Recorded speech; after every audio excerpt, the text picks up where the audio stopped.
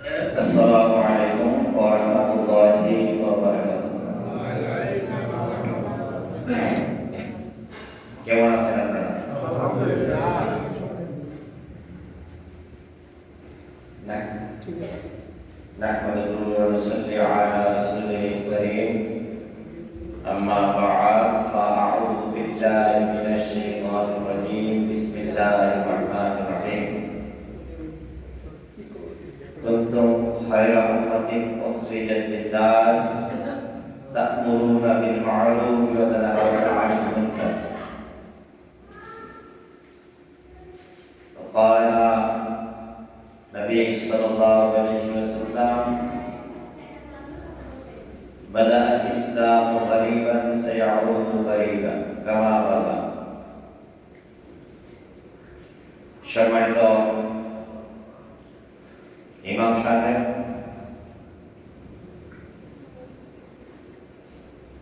দিগা উলামায়ে কেরাম, মুসল্লিয়ানে ইজাম, যুবক ভাইয়েরা, আসসালামু আলাইকুম ওয়া রাহমাতুল্লাহি ওয়া বারাকাতুহু। মহান রব্বুল ইজ্জাত ওয়াল জালালের দরবারে সকলে মিলে কালিমাতুশ শুকর আদায় করছি যে আল্লাহ আমাদেরকে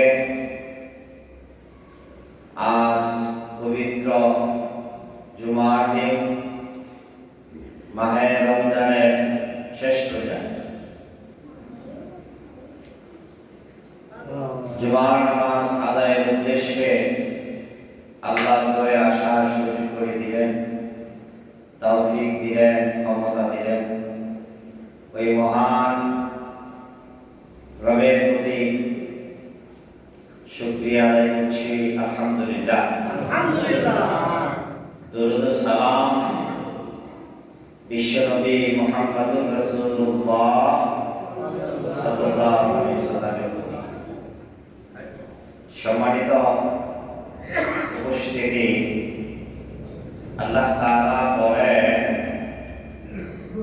কুনতুম খায়রা উম্মাতিন উখরিজাত লিন-নাস তা'মুরুনা বিল মা'রুফ ওয়া তানহাউনা 'আনিল মুনকার ওয়া তু'মিনুনা বিল্লাহ। তোমাদেরকে আমি উত্তম জাতি হিসাবে সৃষ্টি করেছি। কে বলছেন? আল্লাহ। তোমাদেরকে আমি উত্তম জাতি হিসাবে সৃষ্টি করেছি। তোমাদের কাজ কি? তা'মুরুনা বিল মা'রুফ, সৎ কাজে আদেশ করবে, ওয়া তানহাউনা 'আনিল মুনকার, অসৎ কাজে বাধা প্রদান করবে। কাজ দুইটা, কি কি? সৎ কাজে আদেশ প্রদান করবে, অসৎ কাজে বাধা প্রদান করবে, নিষেধ করবে। এই দুইটা কাজের জন্যই আল্লাহ তাআলা মানুষকে উত্তম জাতি হিসেবে সৃষ্টি করেছেন। যাদের মধ্যে এই দুইটা কাজ না থাকবে,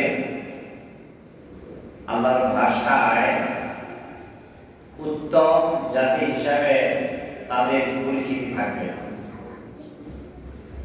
রাসূল সাল্লাল্লাহু আলাইহি ওয়াসাল্লাম বলেন, বাদাল ইসলামু গরীবান,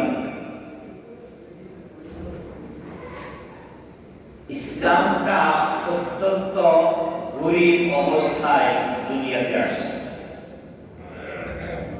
দুর্বল অবস্থায় আসছে। সায়াউদু গরীবা, আজকে তো ইসলামের জয়গান, কিন্তু এটা আবার গরীব অবস্থায় চলে যাবে।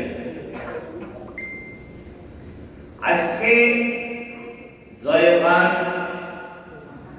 ইসলামের সব জায়গায় নাই। রাসূলের এই হাদিসটা দ্বারাতে বোঝা যায়, একটা সময় ছিল ইসলামের শাসন পুরা মক্কা মদিনায় চলছে। কি বলে, চলছে না? যখন ইসলাম প্রথম প্রথম শুরু হয়, রাসূলের কাছে দাওয়াত যখন আসে, কোরআনের বাণী যখন আসে, তখন তিনি একা। কি ছিল? নাকি একা। কোথায় আসছো? হীরা গুহার মধ্যে আসছো। ইকরা বিসমি রাব্বিকাল্লাযী খালাক খালাকাল ইনসানা মিন আলাক। শুরু হলো। রাসূল সাল্লাল্লাহু আলাইহি ওয়াসাল্লাম 25 বছর বয়স থেকে সমাজ সংশোধন, মানুষের চরিত্র সংশোধন, দুর্নীতি, রাহাজানি, চাঁদাবাজি, জোর জার, মূল্যতার, এগুলোকে প্রতিহত করার জন্য চেষ্টা করেছেন। যুব সমাজকে নিয়ে একটা সংগঠন করেছিলেন, তার নাম হেল্পফুল হুজুর। কথা শুনি, তার নাকি হেল্পফুল হুজুর। কিন্তু 25 বছর থেকে 40 বছর বয়স পর্যন্ত তার নিজের মন মগজ দ্বারা, মেধা দ্বারা, বুদ্ধি দ্বারা সমাজকে সংশোধন করার জন্য, মানুষের কল্যাণের জন্য চেষ্টা করেছেন। পারেননি? পারছেন কি? আল্লাহ তাআলা বলে দিলেন, জানিয়ে দিলেন তার রাসূলকে যে এই মানুষ আমি সৃষ্টি করেছি। মানুষকে সৃষ্টি করেছি আল্লাহ। সুতরাং এই মানুষ যদি শান্তি পেতে চায়, আমার বিধান দরকার। আপনি যে চিন্তা করতেছেন, আপনার চিন্তা ভালো, আপনার চিন্তাটা ভালো, বাট এই মানুষ কেমনে শান্তিতে থাকবে এই জগতে, পরজগতে জাহান্নাম থেকে মুক্তি পাবে, এই ফর্মুলা আপনার কাছে নেই। আর এই ফর্মুলা জানার জন্য প্রথমেই যে জিনিসটা দিলে জানতে হবে, ইকরা মানে পড়ো। তিনি যখন মানুষের কাছে দাওয়াত দিতে শুরু করলেন, লা ইলাহা ইল্লাল্লাহ, বলেন লা ইলাহা ইল্লাল্লাহ, কোনো ইলাহ নাই আল্লাহ ছাড়া। এর অর্থ কোনো আইনদাতা নাই, কোনো বিধানদাতা নাই, কোনো রিজিক দাতা নাই, একজন, তিনি আল্লাহ। আবু জেহেল, আবু লাহাব, উতবা, সাইবা, তারা সবাই চিন্তা করলো যে মুহাম্মদ কি বলে। আইন তো সমাজে আমরা বানাই, এই সমাজটা কেমনে চলবে এই বিধান তো আমরা দিই। আর মুহাম্মদ বলতেছে কোন ইলাহ নাই আল্লাহ ছাড়া, এটা বলতে তাকে থামানোর জন্য চেষ্টা করে গেলেন। সমস্যা গেলেন আবু জেহেল, উতবা, সাইবা, রাসূল সাল্লাল্লাহু আলাইহি ওয়াসাল্লামের আপন চাচা আবু তালেবের কাছে। কার কাছে গেলেন? ধীরেন বলেন, আবু তালেবের কাছে গেলেন। যে বললেন আপনার ভাতিজাটা খুব ভালো মানুষ, ভালো মানুষ হিসাবে পরিচয় হয়েছিল মক্কাতে। নাম কি হয়েছিল? আল-আমিন। নাম কি হয়েছিল? চিন্তার খোরাক দিচ্ছি ভালো করে। তাকে মক্কা নগরীর সবাই পছন্দ করে, ভালোবাসে। কিন্তু যে যেটা শুরু করছে, এই এইটা হলে তো আমরা তাকে ভালো জানতে পারি না। তিনি বলতেছে আইনদাতা, বলেন আইনদাতা আল্লাহ, পালনেওয়ালা আল্লাহ। তাহলে আমরা কি করব? উনি যে লা ইলাহা ইল্লাল্লাহ বলতেছে, কোন ইলাহ নাই আল্লাহ ছাড়া, আমরা কি? সমস্ত আমরা জানি। আপনি আপনার ভাতিজাকে থামান। আবু জাহেল বলতেছে, আবু জাহেল তখন মক্কার লিডার, আবু তালেব লিডার, বলতেছে আপনি আপনার ভাতিজাকে থামান, বিনিময়ে বিনিময়ে যা লাগে তাই। মক্কার সুন্দরী নারী চাই, তাকে দেওয়া হবে। নেতৃত্ব চাই, তাকে দেওয়া হবে। ধন সম্পদ চাই, তাকে দেওয়া হবে। দেখেন না, কোন কাজে যদি বড় নেতা বাধার সৃষ্টি হয়, তখন ওই নেতারা ম্যানেজ করে। আছে এরকম? ওই নেতারা কিছু দিয়ে কি করে ম্যানেজ করে। তা আবু জাহেল, আবু লাহাব, উতবা, সাইবা রাসূলকে ম্যানেজ করার জন্য আবু তালেবের কাছে প্রস্তাব দিলেন, আপনার ভাতিজাকে আপনি থামান, লা ইলাহা ইল্লাল্লাহ এটা বলতে বারণ করেন, কোন ইলাহা নাই আল্লাহ ছাড়া। তাহলে আমরা কি? আমাদের তো একটা কর্তৃত্ব আছে, আইনটা আমরা বানাই। বিশ্বনবী বলেন, চাচা যান মক্কার নেতারা লা ইলাহা ইল্লাল্লাহ পালন করার জন্য, বন্ধ করার জন্য আমাকে যে সকল প্রস্তাব দিয়েছে, ও চাচা আপনি শুনে রাখেন, যা দেওয়া সম্ভব তা তো নিবই না, যা দেওয়া সম্ভব না। যেমন তারা যদি আমার এক হাতে সূর্য দিয়ে দেয়, এক হাতে চন্দ্র গাইতে দেয়, বিনিময়ে তারা যদি বলে লা ইলাহা ইল্লাল্লাহ বন্ধ করতে হবে, চাচা গো, মক্কার সুন্দরী নারী, নেতৃত্ব, ধন সম্পদ যাই বলেন না কেন, চাঁদ সূর্য যদি আমার হাতে দেওয়ার ব্যবস্থা করে, আমি নবী এক চুল পরিমাণ লা ইলাহা ইল্লাল্লাহ থেকে দূরে যাব না।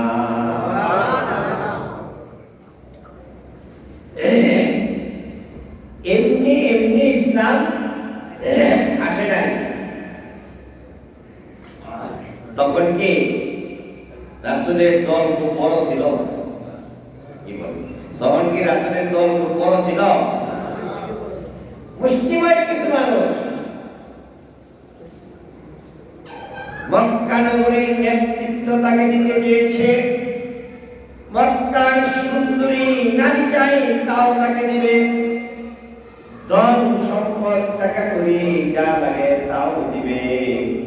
সমস্ত প্রস্তাবগুলো বিশ্বনবী উপেক্ষা করে দিলেন, প্রত্যাখ্যান করে দিলেন, বিনিময়ে লা ইলাহা ইল্লাল্লাহ ছেড়ে যাবে না।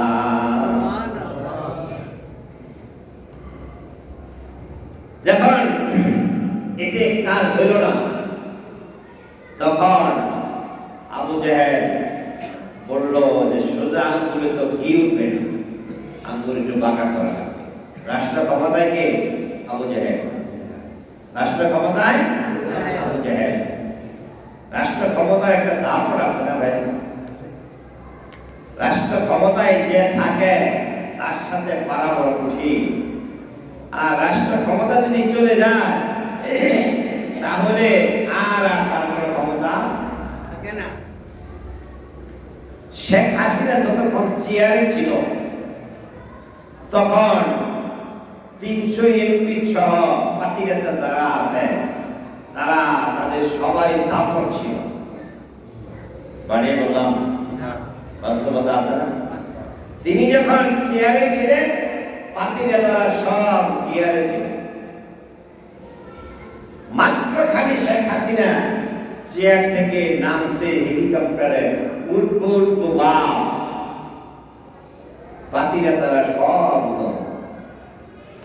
বলেন ঠিক কিনা পাতিরা তারা সব দাও 300 এমপি সহ অনেক কাউন্সিলর চেয়ারম্যান উপজেলা চেয়ারম্যান কেউ নাই মাত্র ক্ষমতা গেছে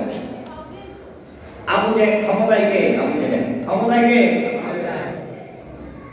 দেখেন না তারা ক্ষমতায় থাকার পরে যে ইমাম সাহেব কোরআনের রাষ্ট্র ক্ষমতার কথা বলছে তারাই দিছে হ্যাঁ এখনো কিছুটা শুরু হয়েছে আবার এখনো ওই কায়দায় শুরু হয়েছে তবে তাদের এখন যারা শুরু করছে বিগত দিনের ইতিহাস থেকে তাদের শিক্ষা নেওয়া উচিত ছিল কি বলেন ঠিক কিনা বিগত দিনের ইতিহাস থেকে তাদের শিক্ষা নেওয়া উচিত ছিল যাই ওদিকে যাবো না বলবো কথা আস্তে আস্তে এখন রাষ্ট্র ক্ষমতায় আবু জেহেল রাষ্ট্র ক্ষমতা কে আবু জেহেল চিন্তা করলেন আবু তালেবকে দিয়া বইলা লাভ হলো এখন অ্যাকশন আমারই নেওয়া লাগবে এটার সাথে নিজেদের জীবনের সাথে একটু বনাম যারা কোরআনের আন্দোলন করে কোরআনের আইন বাস্তবায়নের জন্য চেষ্টা করে প্রথম তাদেরকে তাদের মুরব্বীরা বলে মায় বলে বাবায় বলে বন্ধু বান্ধবরা বলে তুমি এই চাই না সামনে অবস্থা ভালো না কি বলে কথা না ইসলামী আন্দোলন যারা করে তাদেরকে তার আত্মীয় স্বজন বলে এটা কইল আবু জেহেলের প্রস্তাব যখন আবু তালেবকে দিয়ে মানানো গেল শুরু হলো রাষ্ট্রীয় অত্যাচার শুরু হলো রাষ্ট্রীয় নিপীড়ন নির্যাতন শুরু হলো তার সাহাবাদেরকে দিয়ে অত্যাচার শুরু হলো কিন্তু দেখা গেল মক্কা নগরীর একজন সাহাবীও আবু জাহেলের দেওয়া নির্যাতনে সৎ পথ থেকে লা ইলাহা ইল্লাল্লাহ থেকে কাউকে সরাতে পারে নাই হযরত বিশ্বনবীর সাহাবী আব্দুল উজ্জা নাকি বলেন আব্দুল উজ্জা বিশ্বনবীর সাহাবী বিলাল রাদিয়াল্লাহু তাআলা জানেন না আপনারা হযরত খাব্বাব রাদিয়াল্লাহু তাআলা আনহু খাব্বাব সুমাইয়া রাদিয়াল্লাহু তাআলা আনহা বিশ্বনবীকে কারাগারে ঢুকালেন 52 জন পুরুষ মহিলা সহ 52 জন কে একত্র করে কারাগারে ঢুকালেন এই ইতিহাস আজকে বলবো আরেকদিন বলবো আব্দুল উজ্জা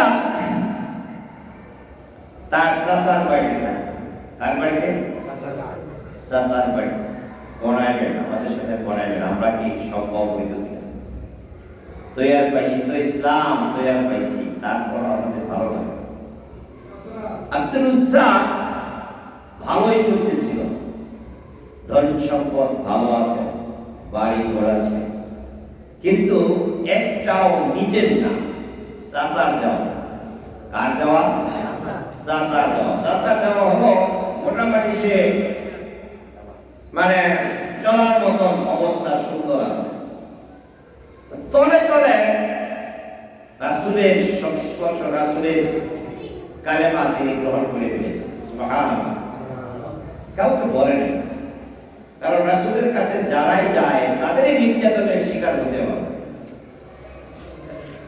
চাচাকে গিয়া বললেন চাচা মোহাম্মদ কেমন লোক ভালো লোকটা ভালো মক্কা নগরীর সবাই তাকে ভালোবাসে ভালো তার আচার আচরণ এটা এটাও ভালো।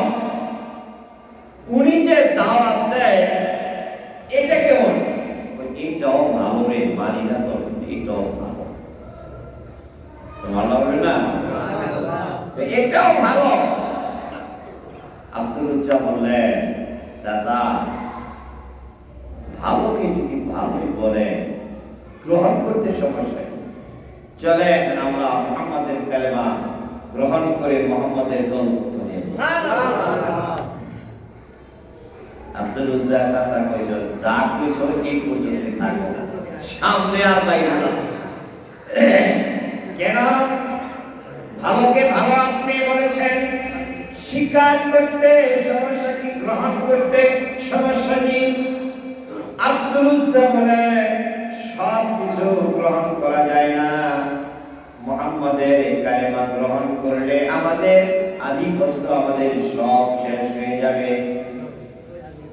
আব্দুল উজ্জা বলে, চাচা তবে তবে মনে মনে সিদ্ধান্ত নিয়েছিলাম মুহাম্মাদের কালেমা গ্রহণ করব আপনার অনুমতি সাপেক্ষে। এখন আপনি যেহেতু স্বীকার করেছেন ভালো, কাজে ভালোকে ভালো বলতে হবে, আমি গ্রহণ করে নিলাম লা ইলাহা ইল্লাল্লাহ মুহাম্মাদুর রাসূলুল্লাহ সাল্লাল্লাহু আলাইহি ওয়াসাল্লাম। আপনার দ্বারা আমি স্বীকৃতি দিয়েছি ভালো, আপনাকে ভালো স্বীকার করে গ্রহণ করেন না, কিন্তু আমি আপনার স্বীকারোক্তিতে ভালোকে ভালো জেনে গ্রহণ করে নিলাম। আব্দুল উজ্জা চাচা বলে, আমার এই অনুমতি ছাড়া তুমি যদি গ্রহণ করো তাহলে পরিণতি কি হবে তুমি কি জানো? আব্দুল উজ্জা বলে, না চাচা আমি তো জানি না। কি হবে বলেন? আব্দুল উজ্জা বলে, আব্দুল উজ্জার চাচা বলে, ভাতিজা তুমি যদি আমাকে বাইরত করে মুহাম্মাদের কালেমা গ্রহণ করো, মুহাম্মাদের দলে অন্তর্ভুক্ত হয়ে যাও, তাহলে আমার দেওয়া বাড়ি ঘর জায়গা জমি যা আছে সব তোমাকে ছেড়ে দিতে হবে। আব্দুল উজ্জা বলে, চাচা বাড়ি ঘর জায়গা জমি যা আছে সব ছেড়ে দিতে পারি গো চাচা, কিন্তু মুহাম্মাদের কালেমা ছাড়তে পারি না। ছেড়ে দিলেন। এবার চাচা বলে, আব্দুল উজ্জা তোমার পরনে যে কাপড়টা রয়েছে এটা আমার টাকায় দেওয়া। আব্দুল উজ্জা ছেড়ে দিলেন। পরিশেষে যা ছিল সব খুলে দিলেন, পরনে শুধু একটা জায়গা রইল। চাচা বলে, আব্দুল উজ্জা তোমার পরনে যে জায়গাটা আছে এটাও আমার টাকায় দেওয়া, খুলে দিতে হবে। চিন্তা করেন, চিন্তা করেন। আব্দুল উজ্জা চোখ মুখ চুপে জায়গাটা পর্যন্ত খুলে দিলেন। বললেন, চাচা জায়গাটা পর্যন্ত তুমি রেখে দিলা, কিন্তু শুনে রাখো মুহাম্মাদের কালেমা অন্তরে আছে, এটা তুমি রাখতে পারবে না। তিনি চলে গেলেন তার মায়ের কাছে। 20-22 বছরের যুবক উলঙ্গ অবস্থায় মা দেখলেন। মা দেখে চোখ বন্ধ করে মা বলে, বাবারে তোমার এই অবস্থা কেন? আব্দুল উজ্জা বলে, মা যেই কদম জমিনে পড়ে বিশ্ব উপকৃত হয়, ধন্য হয়, ওই নবীর কালেমা গ্রহণ করার কারণে আমার চাচা সব রেখে দিয়েছে। তোমার কাছে এসেছি শুধু আমার লজ্জাটা নিবারণ করার মতো এক খণ্ড কাপড় দাও, আমি আমার নবী যেই জায়গায় গেছেন ওই জায়গাতে আমি চলে যাব।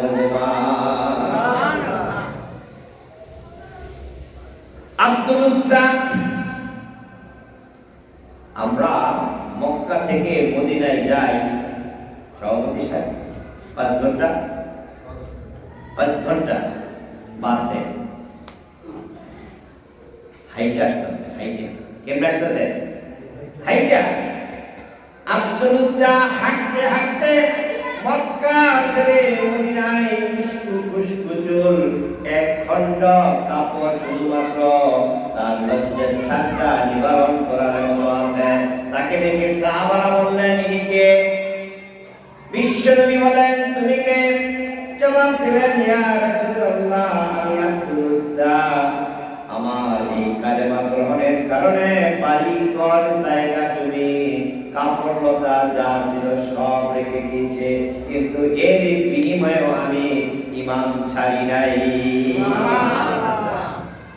রাষ্ট্রশক্তি হযরত খাব্বাব রাদিয়াল্লাহু তাআলা আনহু, তার এই যে কোমরটা, পিঠে এই জায়গায় পুরো কুষ্ঠ ছিল।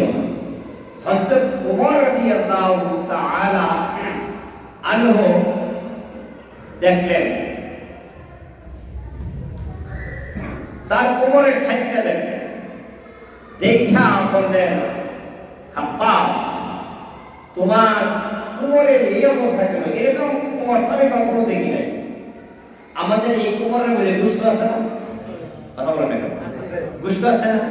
অনেকে ইনজেকশন দেয় কোমরের মধ্যে, গুস্ত আছে দেখে দেয়। এই গুস্ত কিচ্ছু নাই, খালি হাতটা আছে, কোমর কেমন দেখা যাবে? ওমর জিজ্ঞেস করলেন, খাব্বাব, এরকম কোমর তো আর কার নাই, তোমার এরকম কেন?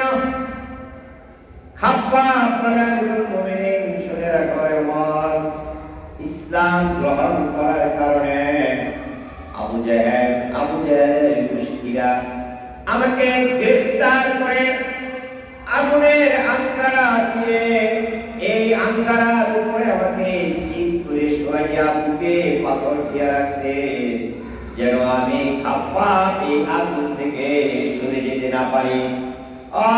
খাব্বাব, তুমি শুনে রাখো, আগুনের আঙ্গারাগুলো আমার এই কোমরের কুষ্ঠ পুড়ে যখন টপ টপ করে নিচে পড়েছে, আমার কুষ্ঠর দ্বারা, চর্বির দ্বারা আবু জাহেলের আগুন নিভে গেছে। তারপরেও আবু জাহেলের কুষ্ঠি আমাকে আগুন থেকে ছাড়ে নাই। শুনে রাখো, আমাকে জীবন্ত ভাবে তারা এরকম কষ্ট দিয়েছে গোমর, তারপরও একটা সেকেন্ডের জন্য আমি ঈমান থেকে দূরে সরি নাই।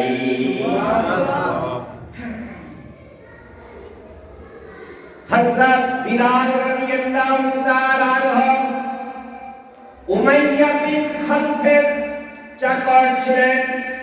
তিনি যখন ইসলাম কবুল করেছে, তাকে শাহাদাতের মতো আঙ্গুল এরকম বেদ দিয়া আর 25 বছরের যুবক দিয়া তাকে পিটানো হয়েছে। পিটাইতে খালি গায়ে পিটাইছে। একজন নওজোয়ান যখন হয়রান পেরেশান হয়ে গেছে, আরেকজন লেগেছে এরকম পিটাইতে পিঠের ছাল তুলে ফেলছে। তারপরে দুইটা হাতে বেঁধেছে, দুই পা বেঁধেছে, বালুর মধ্যে, উত্তপ্ত রৌদ্রের বালুর মধ্যে চিত করিয়া শুয়াইয়া, মাথাটা রৌদ্রের মধ্যে দিয়া শুয়াইয়া রেখেছে। আব্দুল উমাইয়া বিন খাল সন্ধ্যার পরে যায়া বিলালকে জিজ্ঞেস করছে, রে বিলাল, তোমার কি কোনো মতের পরিবর্তন হয়েছে কিনা? সন্ধ্যার সময় বিলাল জবাব দিয়েছে, উমাইয়া বিন খাল পাষণ্ড, বেঈমান, নাদান, মূর্খ, কাফের, শুনে রাখো, তোমরা যদি আমার জানটাও নিয়ে নাও, তবু জানটা দিয়ে দিব, কিন্তু মুহাম্মাদের কালেমা থেকে বিন্দু পরিমাণ সরে যাব না। আশপাশ দিয়ে যখন রাষ্ট্র ক্ষমতায় আবু জাহেল, রাষ্ট্র ক্ষমতায় কে? এত নির্যাতন একটা দলের প্রতি হয়েছে, দলটা মুহাম্মাদের তার দলের মানুষের এত নির্যাতন হয়েছে, বিবেকবান মানুষ কি মক্কা নগরীতে নাই? কথা বলেন, আছে, কিন্তু কেউ কথা বলার পারে নাই রাষ্ট্র ক্ষমতায়। রাষ্ট্র ক্ষমতায় আবু জাহেল। বিগত দিনেও এরকম হয়েছে, আত্মীয় স্বজনকে ধরে নিয়েছে, তার কাছে যেতে পারে নাই, রাষ্ট্র ক্ষমতায় ছিল। ওই বেদি, কোন বেদি? বনাবেন বনাবেন। ডান পাশ দিয়ে বাম পাশ দিয়ে কিছু বিবেকবান মানুষ সেদিক দিয়ে যাইত, আর তার কণ্ঠে শোনা যেত আহাদ। বলেন আহাদ আহাদ আহাদ আহাদ। এই শব্দ ছাড়া কোনো শব্দ শোনা যায় নাই। তার হিতাকাঙ্ক্ষী বন্ধু বান্ধব অনেকেই তার কাছে যে বলতো, বিলাল রে কি দরকার এই রাষ্ট্র ক্ষমতার সাথে, তুমি তো পারবে না, কি দরকার? আছে এরকম? আজকে ইসলামী আন্দোলন যারা করে তাদেরকে কিছু আত্মীয় স্বজন বলে কি দরকার, কথা বলেন, ছেড়ে দাও, গোপনে করো। আমাদের মধ্যে এক শ্রেণীর মানুষ আমরা আছি, কৌশল অবলম্বন করি, আছি না ভাইজান? ইয়মই কই আবার ওয়ামই কই, কিন্তু দেখতে ওলা একজন, তিনি আল্লাহ। যেটা বলেন তিনি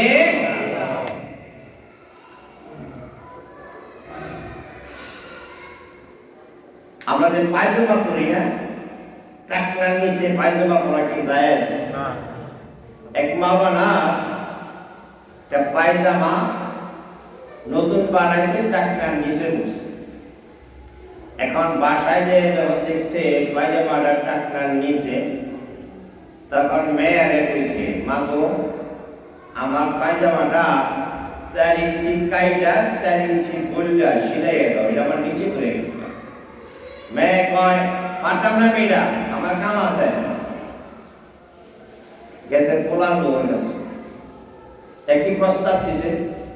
পোলার বউ কইছে যে আমি পারতাম না বাবা, আমার কাম আছে। গেছে বউর কাছে, বউ একই জবাব দিছে। গেছে মার কাছে, মায়ও একই জবাব দিছে। মনটা ভালো, বলেন মনটা কি ভালো? পরিশেষে নিজেই যারা গুলকাইটা না যারা গোছাইয়া শিখাইছে। মায় চিন্তা করছে যে পোলাই পরমাশটা দিলে করলাম না, কামটা কি মনে হলো। মায় গেছে গুল কাটছে, যারা গুল শিখাইছে। বউ চিন্তা করলো যে এত কিছু দেয় আমারে, আমি এই কামটা না করলাম, কামটা ঠিক হইলো। বউ যারা গুল কাটছে, যারা গুল শিখাইছে। পোলার বউ এই করছে, মেয়েও এই করছে। এখন কি এটা পায়জামা আছে? কি হয়ে গেছে? Underpant, half pant. আমরা মুসলমান কৌশল অবলম্বন করতে করতে ছাড়তে ছাড়তে এরকম হয়ে গেছি, সব আর পায়জামা নাই, মুসলমান আর নাই, আন্ডার মুসলমান হয়ে গেছি। কথা বলেন ঠিক কিনা? বিলালের ডাইনে বামে তার হিতাকাঙ্ক্ষী মানুষ যা যাতায়াত করে, আর বিলালকে বলে, বিলাল রে কি দরকার, ছেড়ে দাও। বিলাল রাদিয়াল্লাহু তাআলা আনহু বলেন, জীবনের বিনিময়ে হলো একটা সেকেন্ডের জন্য আল্লাহ রাসূলের কালেমা ছাড়তে পারি না। সুবহানাল্লাহ। সে দিন তো শেষ হয়ে গেছে। এখন বিলালের নাম নিলে মানুষ কি বলে? বিলাল রাদিয়াল্লাহু তাআলা আনহু বলেন, বিলাল রাদিয়াল্লাহু তাআলা আনহু, উসমান রাদিয়াল্লাহু তাআলা আনহু, খাব্বাব রাদিয়াল্লাহু তাআলা আনহু। শুধু খাব্বাব কেউ বলে না, বিলাল একটা হাবশী গোলাম, তার চেহারাটা কালো ছিল, কুচলি ছিল, তার দাঁতগুলো ভালো ছিল না, চুলগুলো সুন্দর ছিল না, নাকটা মোছা ছিল, বলেন নাকটা মোছা ছিল, আর শুদ্ধ করে কথা বলতে পারে নাই। আল্লাহ রাব্বুল আলামিন তার দুনিয়াতে সম্মান দিয়েছে, আখিরাতে তো দিবেই। সুবহানাল্লাহ। কেমন সম্মান দিয়েছে, কষ্ট কি করেছে, সম্মান কি দিয়েছে, এটা একটু শুনেন। শুধু বিলালের কাজ। বিশ্বনবী মুহাম্মদ রাসূলুল্লাহ সাল্লাল্লাহু আলাইহি ওয়াসাল্লাম মেরাজে গেছিলেন, আপনারা জানেন না? সাততম আসমানের নিচে মেরাজ, উপরে মেরাজে গেছে রাসূল সাল্লাল্লাহু আলাইহি ওয়াসাল্লাম। যখন সিদরাতুল মুনতাহা পাড়ি দিয়ে একেবারে আল্লাহর আরশ আজিমের কাছে গেছেন, তখন একটা শব্দ পাইছে, একটা শব্দ পাইছে, পায়ের হাঁটার একটা শব্দ। রাসূল সাল্লাল্লাহু আলাইহি সাল্লাম ধরতে পেরেছে এটা বিলালের পায়ের আওয়াজ। সুবহানাল্লাহ। তিনি দুনিয়াতে আয়েশা বিলালকে বললেন, বিলাল, তুমি এমন কি আমল করো, তোমার পায়ের ধরি আমি আরশে আজিমে যেয়ে পেয়েছি। সুবহানাল্লাহ। কত সম্মান আল্লাহ তাআলা বিলালকে দিয়েছে। এবার আসেন মসজিদে নববী, চারটিখানি কথা। ইমামকে মুহাম্মদ, মসজিদে নববী ইমামকে বলেন না কেন? মুহাম্মদ রাসূলুল্লাহ। মুয়াজ্জিন রাসূল নিজে নিযুক্ত করে দিলেন বিলাল রাদিয়াল্লাহু তাআলা। সুবহানাল্লাহ। সম্মান পাইছে না? কি বলেন? তাকে নির্যাতনের স্টিমনিরাল মানে একটা চূড়ান্ত পর্যায়ে করছে। সারাদিন সারা রাত বেত দিয়ে পিটাইছে, পিঠে চামড়াগুলো খুলে ফেলেছে, রক্তাক্ত অবস্থায় উত্তপ্ত বালুর মধ্যে তাকে চিৎ করে শুয়ে রাখছে। এই হাতে এক পাথর, এই হাতে এক পাথর, দুই পায়ে দুই পাথর দিয়া উপর থেকে মাথা দিয়ে চিৎ করে শুয়ে রেখেছে। কেন সে নড়াচড়া করতে পারে না পারে, তারপরেও তিনি লা ইলাহা ইল্লাল্লাহ ছাড়েন। সুতরাং এত কষ্টের পরে যে মানুষটা ঈমান ঠিক রেখেছে, তার পুরস্কার দেওয়ার দায়িত্ব স্বয়ং আল্লাহ রাব্বুল আলামিনের হাতে নিয়েছে। সুবহানাল্লাহ। রাসূল মুয়াজ্জিন বানালেন, সম্মান দিলেন বিলাল রাদিয়াল্লাহু তাআলা। কিছু মানুষ, কিছু সাহাবী চিন্তা করলেন, মসজিদে নববীতে আযান হয়, আযানটা একটু সুন্দর, একটু শুদ্ধ হওয়া দরকার। তিনি বলতেন আশহাদু আল্লা ইলাহা ইল্লাল্লাহ। কি বলতেন? আশহাদু আল্লা ইলাহা ইল্লাল্লাহ। এটা কি শুদ্ধ হইল? মানে তার যে জিহ্বাটা, এই আলা জিহ্বাটা খাটো ছিল, স্পষ্ট করে কথা বলতে পারেনি। এক শ্রেণীর মানুষ আছে না, তুতলিয়ে তুতলিয়ে কথা বলে, এটা কি তার দোষ? আল্লাহ করে দিয়েছে জিহ্বাটা, আলা জিহ্বা খাটো, একটা করেছেন কে? আল্লাহ। তার তো এখানে কোনো হাত নাই। প্রস্তাব দিলেন যে এই মসজিদের, যেই মসজিদের ইমাম আমার রাসূল, ওই মসজিদের মুয়াজ্জিনও একটু শুদ্ধ হওয়া দরকার। রাসূলকে যখন প্রস্তাব দিলেন, রাসূলও মনে মনে সিদ্ধান্ত নিলেন, না, প্রস্তাবটা তো সঠিক, প্রস্তাবটা সঠিক, প্রস্তাবটা সঠিক। আযান কবুল করেন কে? আল্লাহ। যারা বলেন আল্লাহু আকবার। প্রস্তাব মেনে যিনি ভালো আযান দিতে পারেন, এরকম একজনকে মুয়াজ্জিন নির্ধারণ করে আযানের ব্যবস্থা করেন। আযান হলো ফজরের আযান। আযান হয়ে গেল, 15-20 মিনিট পরে আল্লাহ তাআলা জিবরাইল আমিনকে পাঠালেন রাসূলের কাছে। বললেন যে মসজিদে নববীতে আযান হয় নাই কেন? আমার আরশে আজিমে মসজিদে নববীতে আযান আসে না, আযান দিতে বলেন। আবার আযান দাও, বললো যে আযানটা ভালো করে দাও, আবার আযান দাও। আবার জিবরাইল আমিন আসা বললেন, বেটু দিলেন, আযান আরেকজন কে দিল, আবার দাও। কয়বার? যদি ভোর রাত্রে 20 মিনিট 30 মিনিট পর পর 3 বার হয়ে যায়, হয় 1.5 ঘন্টা হয়ে গেল না? 1.5 ঘন্টায় সূর্য উঠে যাবে না? এবার জিবরাইল আমিন বিশ্বনবীর কাছে প্রস্তাব নিয়ে আসলেন, হে আগো আল্লাহর নবী, আযান যাকে দেওয়া হয় না কেন আল্লাহর আরশে আজিমে আযান পৌঁছে না। আল্লাহ রাব্বুল আলামিন আপনাকে জানানোর জন্য বলেছেন হযরত বিলালকে দিয়ে আযান দেওয়ার জন্য। যতক্ষণ পর্যন্ত বিলালের আযান মসজিদে নববীতে না হবে ততক্ষণ পর্যন্ত এই আযানের ধ্বনি আল্লাহর আরশে আজিমে যাবে না।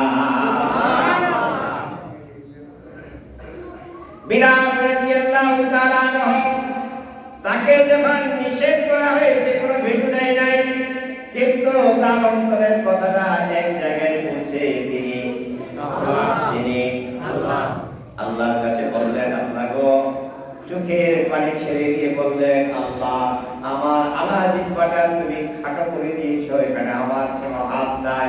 আল্লাহ বড় আশা আকাঙ্ক্ষা নিয়ে তোমার নবীর মসজিদে আযান দেই, আযানটা দিতে পারলাম না গো আল্লাহ, তুমি কেন আমার জিহ্বাটা খাটা করে দিলা? পৃথিবীর কেউ তার এই দোয়া শুনে নাই, একজন শুনেছে, তিনি আল্লাহ। আল্লাহ বিশ্ব নবীকে বললেন, জলদি করে বিলালকে দিয়ে আযান দাও। বিলাল যতক্ষণ পর্যন্ত আযান না দিবে ততক্ষণ পর্যন্ত আমার আরশে আজিমে আযান যাবে না। বিলাল আযান দিলেন। আযান দেওয়ার সাথে সাথে মদিনার চতুর্দিক আলোকিত হয়ে গেল, সূর্য উঠে গেছে দেখা গেল, অর্থাৎ আরশে আজিমে আযান পৌঁছল। সম্মানিত ভাইরা আমার, নির্যাতন যতই শুনেছে সম্মান দেওয়ার মালিক আল্লাহ। বলেন আল্লাহ।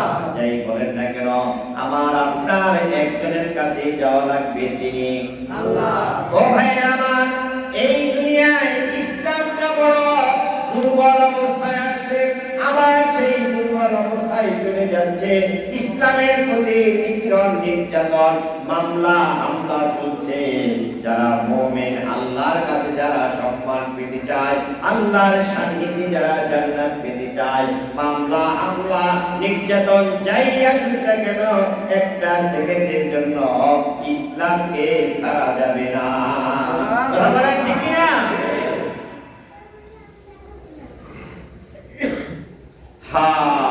সুখে থাকি আর দুঃখে থাকি, এই দুনিয়াটা ছেড়ে যেতেই হবে। কি বলেন ঠিক কিনা? হযরত আসিয়া কার বউ? ফেরাউনের। বলেন না কার বউ? ফেরাউনের বউ।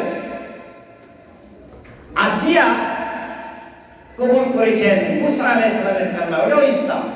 মুসা আলাইহিস সালামের কালেমা গ্রহণ করেছেন, লা ইলাহা ইল্লাল্লাহ, মুসা কালিমুল্লাহ। তিনি যখন মুসার কালেমা গ্রহণ করেছেন, ফেরাউন যখন জানতে পেরেছে, ফেরাউন বলছে বাধা দেয় রাষ্ট্র ক্ষমতা, বাধা দেয় কি? রাষ্ট্র ক্ষমতা। মুসা সময় রাষ্ট্র ক্ষমতায়, ফেরাউন রাষ্ট্র ক্ষমতায় কে? ফেরাউন।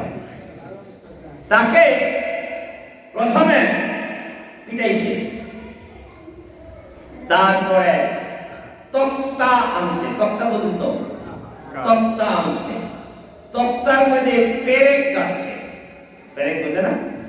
পেরেক কাটছে, পেরেক গাইয়া এই পেরেকের নিচে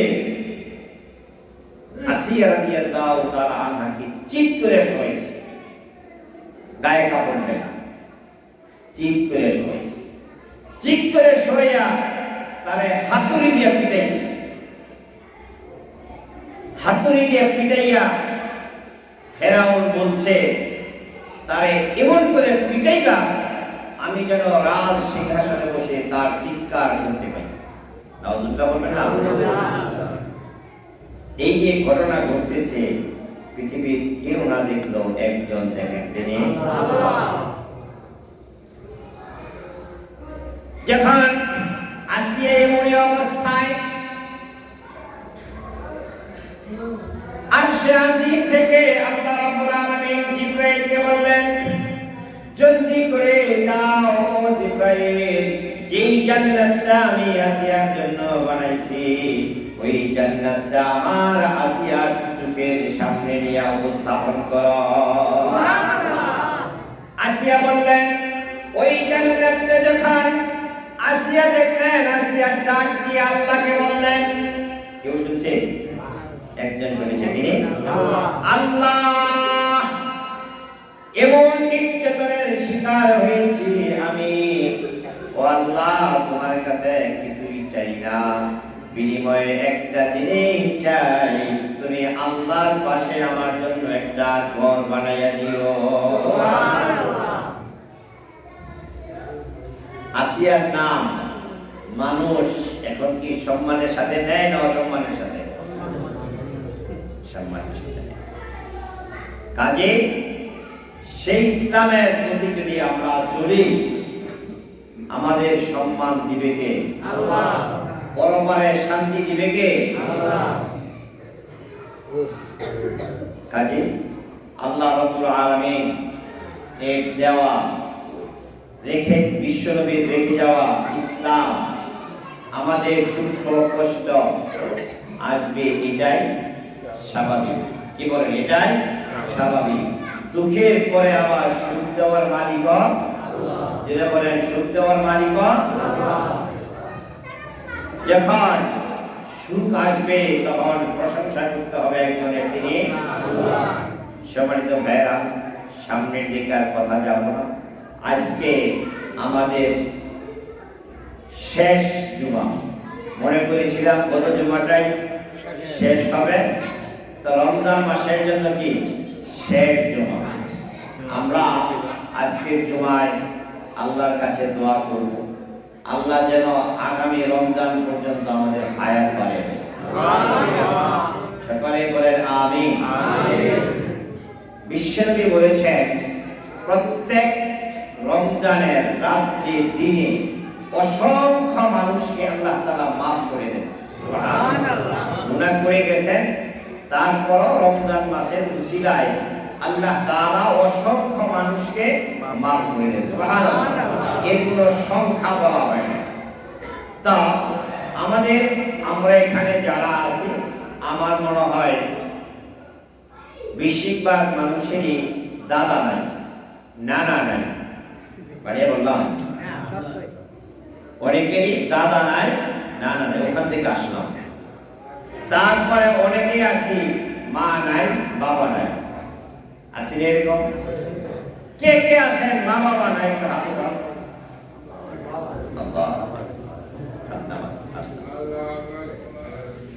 যাদের মা বাবা নাই তারা শুয়ে আছে কোন জায়গায়? যেখানে জানালা নাই, দরজা নাই, বালিশ নাই, বিছানা নাই, বাতি নাই। কি বলেন? বিদ্যুৎ না থাকলে ঘরে যে ঘরে শুয়ে থাকে, এই ঘরের মধ্যে বিদ্যুৎ নাই, জানলা দরজা বন্ধ করে দিতে কেমন লাগে? গরমের দিনে গরম লাগে না? আর যেই ঘরে যাব, ওই ঘরে কি জানলা আছে? কথা বলো না কেন? দরজা আছে, বালিশ আছে, বাতি আছে, এসি আছে, ফ্যান আছে, কিছুই নাই। দোয়া করবেন, অনুভব করবেন, আমি তো আরামে আছি। আমার মা কোথায় শুয়ে আছে? আমার বাবা কোথায় শুয়ে আছে? আমার দাদা কোথায় আছে? আমার দাদি কোথায় আছে? কোথা থেকে আসলে কথা? অসংখ্য মানুষকে একটা তারা মাফ করে দেন। মুনাফিকের হাদিস, আমার কথা মনে রাখতে হবে, অসংখ্য মানুষকে আল্লাহ তাআলা মাফ করে দেন। আজকে আমরা দোয়া করব, আমাদের যারা দাদা দাদি দুনিয়া থেকে বিদায় নিয়েছেন, মা বাবা যাদের দুনিয়া থেকে বিদায় নিয়েছেন, আল্লাহ অসংখ্য মানুষকে তুমি যে মাফ করে দাও, এর মধ্যে আমার মা বাবার কোনো স্বামী নেই। আল্লাহ যেন তাদেরকে মাফ করে দেন।